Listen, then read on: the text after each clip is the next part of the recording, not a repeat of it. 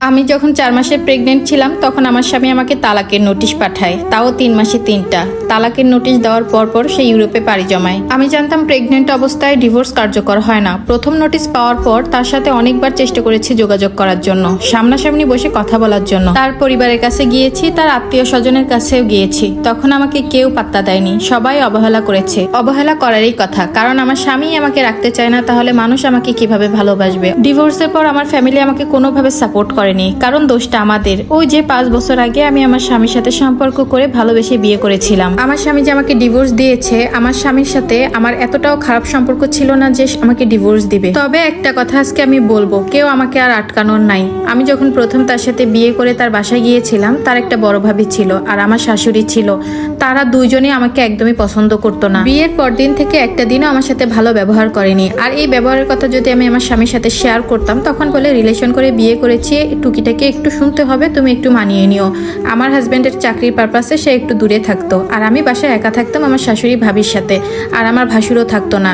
ওই যে দুইজনের কাজ, সব কাজই আমার করে দেওয়া লাগতো। আমার ভাবির 2টা বাচ্চা ছিল, এই বাচ্চার অজুহাত দিয়েই কোনো কাজ করতে পারবে না, অথচ এতদিন কিন্তু সে সব কাজ করে আসছে, সব কাজগুলোই আমাকে দিয়ে করাতো। সাথে তো আমার শাশুড়ি আছেই, প্রেম করে বিয়েই করেছি, বাসা থেকে আমাকে কিছু দেয়নি, এটা পারি না ওটা পারি না।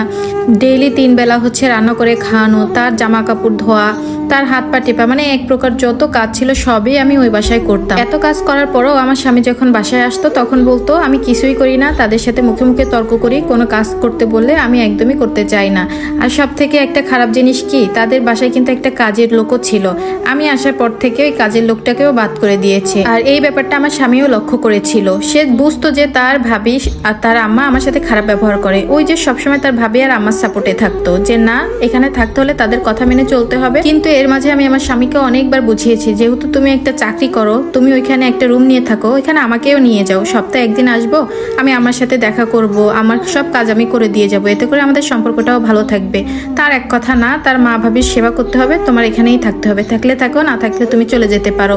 এই কথা আমাদের ভিতরে বহুতবার হয়েছে। এর মাঝে বিয়ের কয়েক মাস পরে আমি প্রেগনেন্ট হই। প্রেগনেন্ট হলেও কি হয়েছে, প্রতিনিয়ত আমার যে কাজ সেগুলো আমার করাই লাগতো।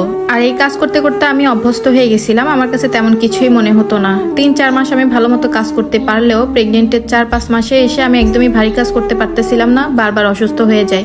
তো এই অজুহাত দেখিয়ে আমার স্বামী আবার বলে যে তুমি তোমার বাবার বাসা থেকে বেরিয়ে আসো কতদিন। আর বাবার বাড়িতে পাঠানোর 1 সপ্তাহ পরে আমাকে তালাকের নোটিশ পাঠায়। আর কি কারণ জানতে চাইলে কোনো কারণই আমাকে বলেনি। তার সাথেও আমার সামনাসামনি কখনো দেখা হয়নি, মানে সে দেখা করতে চায়নি। আমার শ্বশুর শাশুড়ি বা আমার ভাবি ভাসুর তারাও আমার সাথে কোনো প্রকার কোনো যোগাযোগ রাখেনি।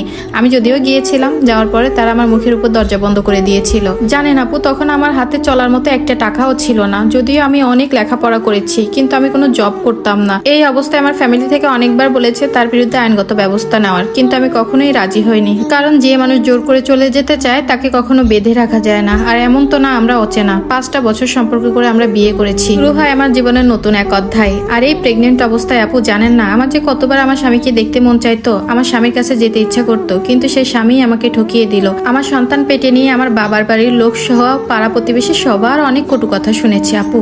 আমি জানেন ভাত খেতে খেতে কান্না করে দিতাম।